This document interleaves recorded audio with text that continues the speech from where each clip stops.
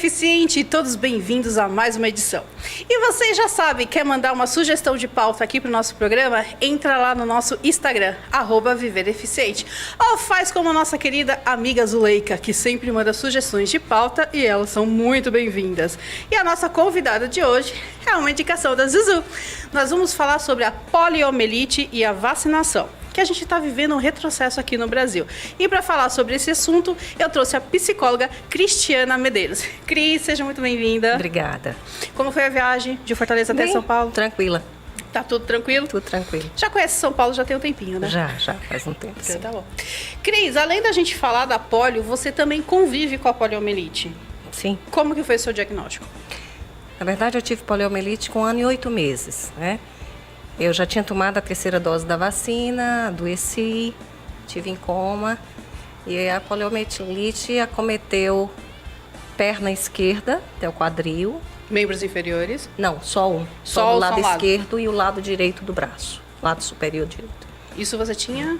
1 ano e meio, 1 ano e 8 meses. Perfeito. E como que foi para a família e a sua infância convivendo com a poliomielite? Eu venho de uma família grande, nós somos 8 filhos, eu era mais nova, né? Então foi uma batalha, porque eu sou de Fortaleza, no Ceará, e havia pouca coisa nesse sentido de tratamento. Então meu pai se informou, soube que em Brasília, no Sara Kubitschek, havia um tratamento para isso, e quando eu estava com 9 anos eu fui para lá para fazer um alongamento de tíbia, certo, porque a perna já tinha atrofiado, né? E eu precisava de uma compensação muito grande para andar com a órtese. A gente sabe que a poliomielite ela é uma doença que ela é transmitida através de um vírus. Uhum. E a gente sabe da importância da vacinação. Você falou que já estava na 3ª dose da vacina. É possível. O que se comenta sobre isso é que já foi um lote que não estava em boas condições de conservação. Então, na época que eu tive paralisia infantil, vários amigos também tiveram, pessoas, crianças conhecidas, próximas à família. Em que ano era isso? 68. No Brasil, a gente teve um período no qual a gente fala em erradicação, mas a gente fala que ela nunca deixou de existir, ela sempre foi controlada. Uhum. E as pessoas, ultimamente, elas estão com medo de tomar a vacina. Justamente por falta de informação, conhecimento. Você relatou na sua história de vida que teve, provavelmente, um mau acondicionamento. Sim. Mas eu acho que isso as pessoas também têm que levar, que elas não têm que ter medo. Gente, vocês têm que levar suas crianças a serem vacinadas. Precisamos lembrar que era o ano de 68, né? Exatamente. A energia elétrica ainda era uma coisa difícil em algumas cidades do Nordeste. O que você acha que está levando com que os pais não levem os seus filhos a tomarem a vacina? Olha, eu acho que a polio deixou de ser notícia. E como a gente está desde 80, mais ou menos, sem nenhum caso de polio no Brasil, se ficou mais longe dessa realidade. Então, um dos fatores pode ser, de fato, o desconhecimento ou... desconhecimento nesse sentido de que a polio pode voltar, né? Então, por o problema não estar tão à vista, é uma possibilidade. As pessoas têm sempre aquela coisa assim, o que não é visto não é lembrado. Uhum. Então, a polio se falou que ela tinha acabado no Brasil e todo mundo achou que isso era uma verdade. Ela era controlada, mas a gente sabe. E a gente passou por um processo de pandemia, a gente teve a corona, aí agora tem a varíola do macaco, e a gente sabe o quanto tudo isso é aquela coisa. Essas pandemias, elas vêm e voltam, e a gente precisa sempre estar de olho. E a gente, não custa nada lembrar, né, gente? A vacina da polio, ela é gratuita e ela é feita pelo SUS. Sim. Então, eu acho que falta buscar um pouquinho mais de conhecimento realmente. E eu acho que por mais que a gente está falando do seu caso, que foi em 68, que teve um probleminha lá de armazenamento, mas a gente ainda garante que a vacina é um meio seguro e ela precisa ser feita. Sim. A ideia não era passar essa mensagem, era contar como é que tinha sido, né? Uhum. Mas, de fato, assim, existem também fantasias de efeitos outros, mas que esse é um medo e que a ciência mostra que não precisa estar tão preocupado com isso, né? E como é conviver com a poliomielite? Olha, para mim, como eu era muito pequena, a minha vivência sempre foi essa. Então, foi o que me coube, digamos assim, né? Existem as dificuldades, de fato. A minha infância foi muito marcada por tratamentos prolongados, por cirurgias, né? Por certas limitações. Uhum. Acredito que hoje eu estou com 56 anos. Ah, com carinha de 30, gente. E hoje, assim, talvez esteja mais em pauta essa questão para mim.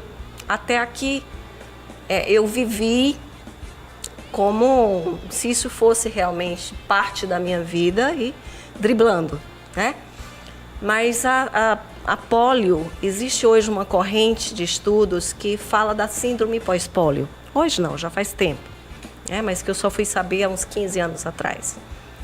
Que o que é a síndrome pós-polio? É como se fosse um acirramento ou um desgaste mais acelerado dos neurônios motores. Então, digamos assim, os nossos neurônios motores, eles levam em uma média de 40 a 50 anos, aliás, 60 a 70 anos de vida, né, de bem. Você vai começar a sentir alguma coisa depois disso. Quem teve pólio teve que fazer uma sobrecarga nos neurônios motores que estavam de boa. Tava ali, relax. Né? Para compensar as perdas que você teve de atrofia, de musculatura que não funciona. Alguns sintomas que foram reunidos, estudiosos viram que fazia parte do que eles chamam de síndrome pós-polio. Certo. Tá? E é como se não houvesse como brecar, como frear esse desgaste. Mas há como dar uma sobrevida maior para isso. Então, hoje existem medicações e existe uma forma de você tentar também acompanhar, ou melhor, proteger esse neurônio motor. Então, veja, eu não sabia de nada disso. Então, até os 40 anos, mais ou menos assim, eu me exigia ter fazer as coisas que nem todo mundo. Sim. Né? Claro, isso é natural, isso é perfeitamente humano, direito, né? Só que se a gente entende que poderia se proteger mais dessa descarga, dessa exagerada, talvez a gente retardasse começar a esse desgaste dos neurônios que sobraram. Mas você acha também, Cris, que falta um pouco do conhecimento da medicina, de saber lidar com a polio e com essa síndrome pós-polio? Não, nesse sentido eu acho que não. Mas o que eu senti bastante foi... Chegou uma época da minha vida, aos 40 anos, quando eu fui diagnosticada com síndrome pós-polio, eu caí por quebra da órtese e eu me machuquei muito. E aí eu queria encontrar uma órtese que me desse uma capacidade de andar mais fácil, que fosse mais leve. E todos os lugares que eu procurava, né, é como se não atendessem mais pólio. É como se fosse assim, Brasil já não tem pólio desde 1980. Então, os que vieram... Então, é como se essas pessoas ficassem um pouco à deriva. Excluídas, literalmente. Uma pessoa amputada, digamos assim, a ciência cresceu, se desenvolveu talvez até muito mais do que uma pessoa que tem uma deficiência e que precisa de um apoio para aquilo. Porque a órtese ela nada mais é do que um auxiliar. Uma coisa para auxiliar a seu...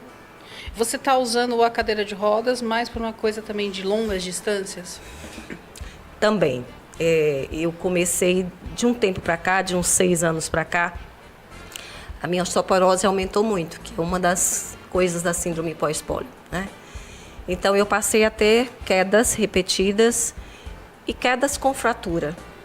Então foram muitas, né? Num período de 2 anos eu tive 10 quedas. Nossa! 3 fraturas. E cada vez que eu parava, mais tempo de cama, mais tempo, né? Além de me dar uma insegurança muito maior para andar. Então, a princípio, a cadeira era para me ajudar essas pequenas distâncias. As locomoções. Hoje já é necessária para que eu possa me proteger mais, para que eu possa, inclusive, assim, frear um pouco a minha atividade para não cansar tanto, não fadigar tanto a musculatura. Não é que eu use a cadeira o tempo todo, mas hoje ela é muito mais usada por mim do que 10 anos atrás. Uma companheira. É a Maria Mulata. Adoro quando a gente dá nome para as coisas. A gente mostra também que é aquilo que eu falo sempre aqui no Viver. A gente mostra que a deficiência ela não é um ponto final. Não, e a gente mostra que ela não é uma barreira. A pior barreira que existe para a humanidade é a si próprio. É quando você se determina a não fazer. Mas quando você está determinada a ir além, você se estudou, se formou, casou, teve filhos, constituiu família, então nada te impede de ser uma mulher super vaidosa. A gente chegou aqui, estava do lado do camarim, se retocando toda.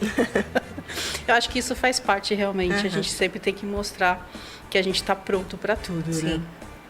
E o que você me diz nesse tempo todo, agora que a gente está trazendo de novo o assunto, o SUS está trazendo de novo a campanha, como você vê que as pessoas elas estão agora dando uma atenção maior realmente para os pólios?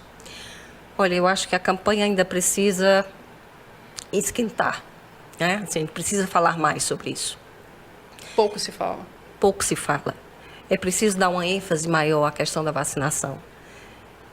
Para que a polio não volte de vez. É assim, eu tive uma família que me deu uma estrutura, um apoio. Meu pai era funcionário público, então fez das tripas coração para me dar as melhores oportunidades. Mas as oportunidades a gente sabe que ainda não são iguais para todo mundo, né? Infelizmente. Infelizmente. Então eu não posso dizer que, entre aspas, algum sucesso que eu possa ter tido foi por capacidade pessoal de enfrentar o problema. Não. Também foi isso. Mas foi porque eu tive uma estrutura que me auxiliou para isso. E quem não tem? Exatamente. Né? Então, é preciso pensar na questão não só da polio, como de outras doenças, como algo que é necessário ser evitado, como algo que faz parte, que precisa fazer parte, essa ameaça da nossa vida com as nossas crianças. Porque a polio, como diz o rapazinho lá do interior, quando ela não aleja, ela mata, né? Exato. E a gente tem que conviver e viver com isso. E de uma maneira mostrando a qualidade de vida. Sim, A gente não pode se limitar e achar que aquilo é uma sentença de morte, como algumas Claro. pessoas ainda vejam. É isso.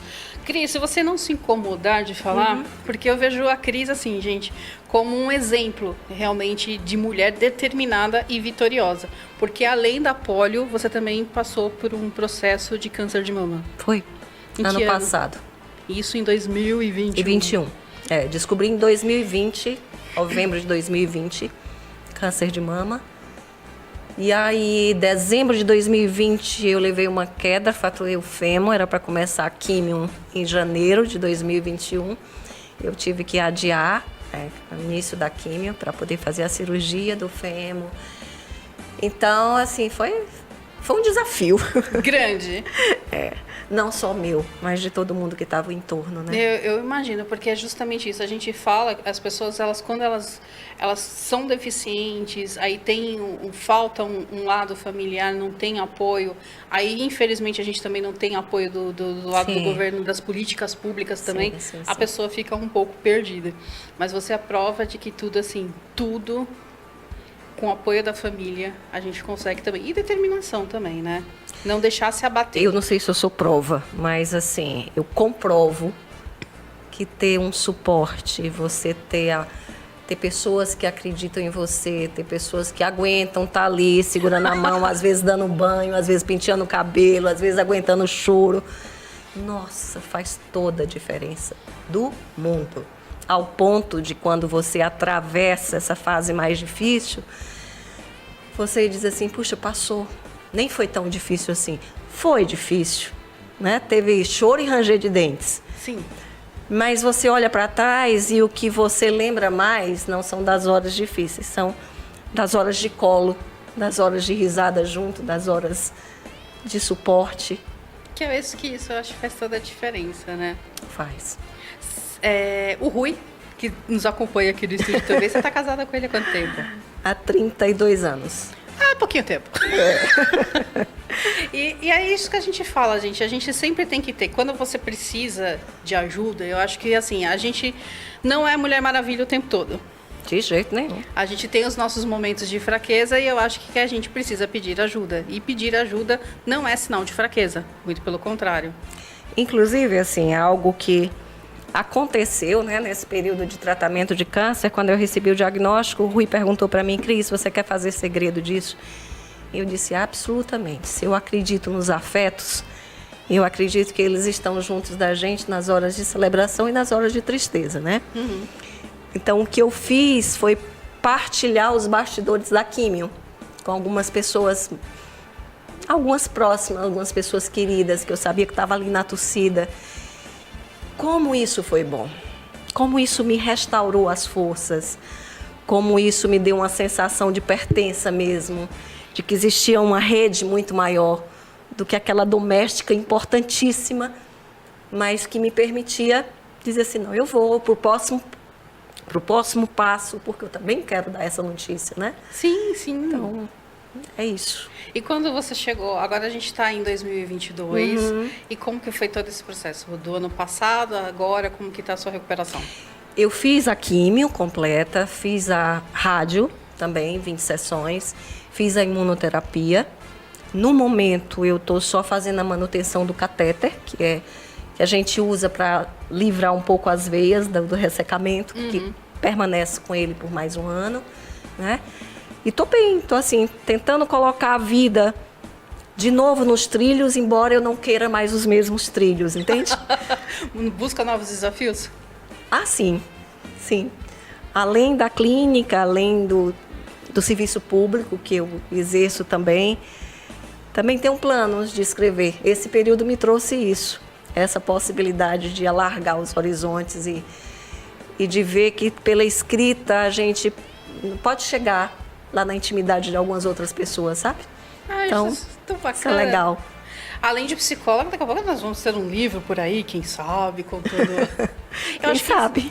Eu acho que isso é importante, Cris. Quando a gente compartilha as nossas experiências, eu acho que é para mostrar realmente para as pessoas, não é aquela coisa de querer ser além, de querer ser superior. Nunca. Mas eu acho que isso ajuda muito as pessoas. Inclusive, mostrar as fraquezas é uma coisa importantíssima e libertadora. Sim! Né? Porque pode-se esperar que você seja uma pessoa forte, que você já esteja acostumada ali ao difícil, às cirurgias. Mas não, a gente é de carne e osso, né? Sim. Então, poder expressar e revelar também as fraquezas, os dias que a gente diz assim, quero correr daqui. Quer assumir. O Rui é testemunha e ocular e de mão, né? Tinha dias que eu chegava para ele e disse, não aguento mais, eu quero chorar. Ele chora, tudo que tiver para chorar. E quando eu chorava, aí eu dizia, ai, não tenho vocação para ficar na vitimização, não. Aí já passou, né?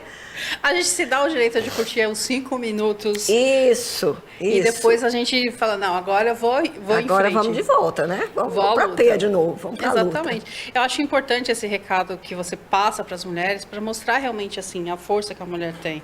A gente não vai romantizar as coisas, falar, não, tudo é um mar de rosas, tudo é mil maravilhas. Muito pelo contrário. A gente tem os nossos altos e baixos, acho que isso precisa ser relevado. E as mulheres, elas precisam saber que elas não estão sozinhas. Sim. Que elas podem encontrar apoio uma na outra. Existem muitas associações, talvez não tantas como a gente gostaria, né? Mas, por exemplo, o câncer, em relação à síndrome pós-pólio, e são coisas que a gente pode se buscar para se fortalecer juntos, né? Eu acho isso muito importante. Hoje, com a rede social, a gente consegue ter um contato maior com as pessoas. A gente consegue fazer uma comunicação e a gente não precisa ficar escondido e não precisa ter vergonha do que está acontecendo com a gente. Eu acho que a gente pode, sim. A gente se poupa, óbvio. A gente respeita o nosso limite, a gente respeita o nosso tempo. Mas eu acho que a gente não precisa ficar esse momento de tratamento isolado. Aconteceu um fato importante. Importante não. Esses corriqueiros. Uma vez eu fui para a missa todas avesso.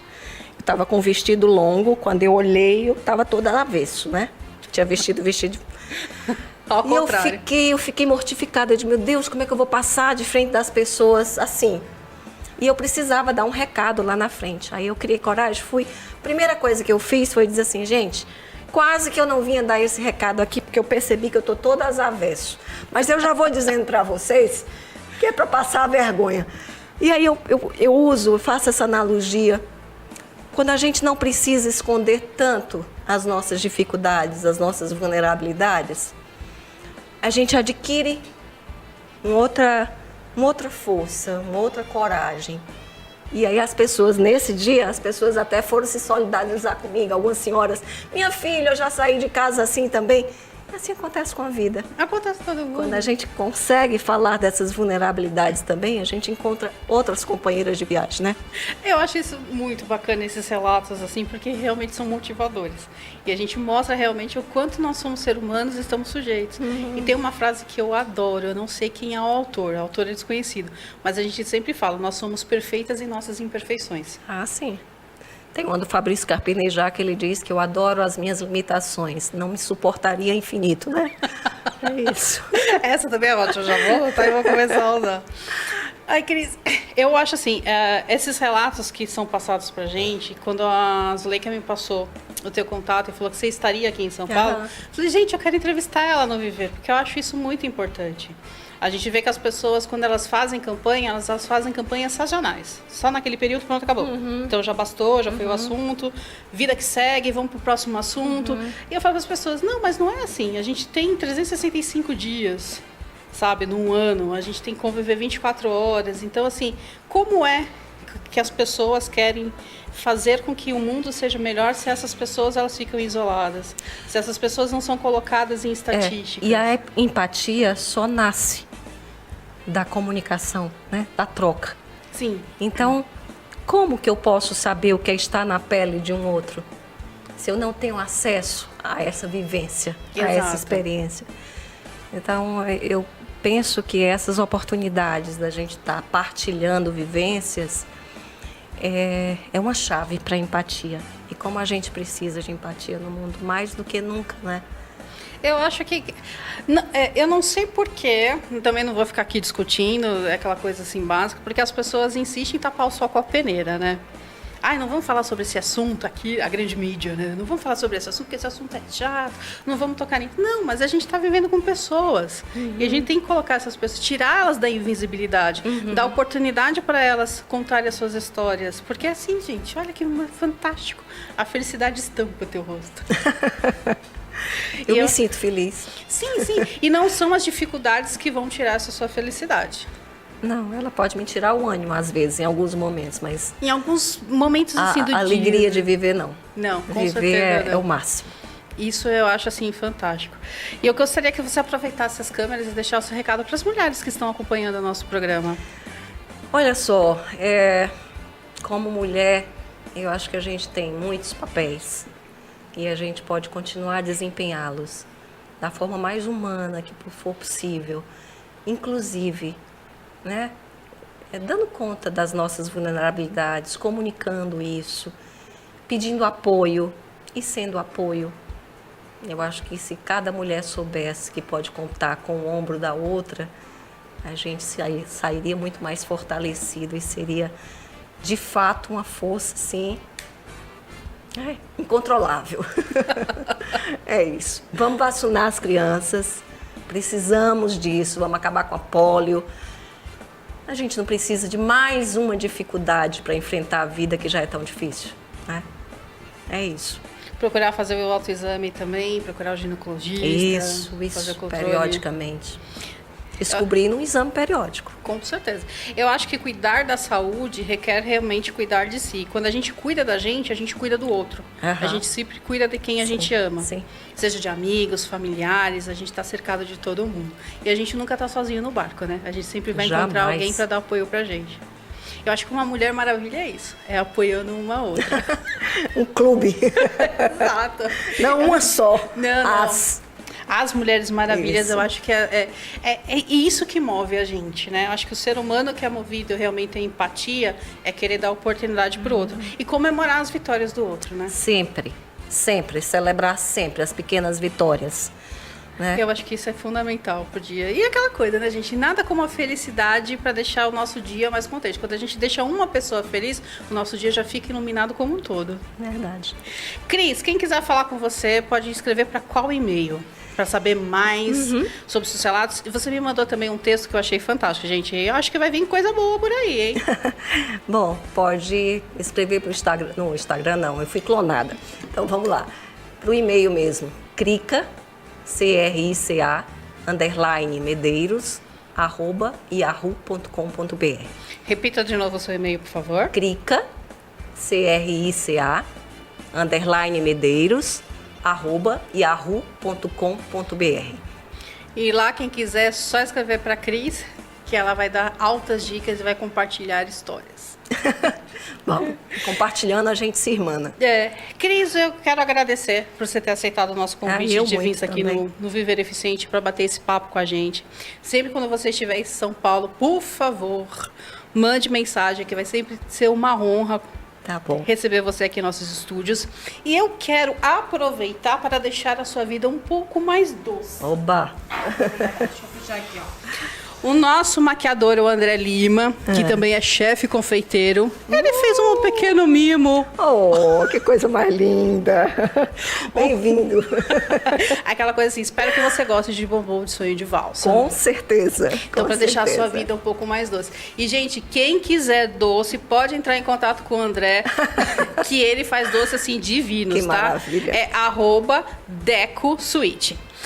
Cris, mais uma vez, muito obrigada. Obrigada. Manda o meu beijo pra Zuleika. E já com sabe, certeza, vindo aqui pra muito São Paulo, querida. vem visitar a gente. Obrigada, E querida. é isso aí, galera. Espero que vocês tenham gostado da edição de hoje, assim como nós gostamos de fazer. E eu encontro vocês na próxima edição. Até mais!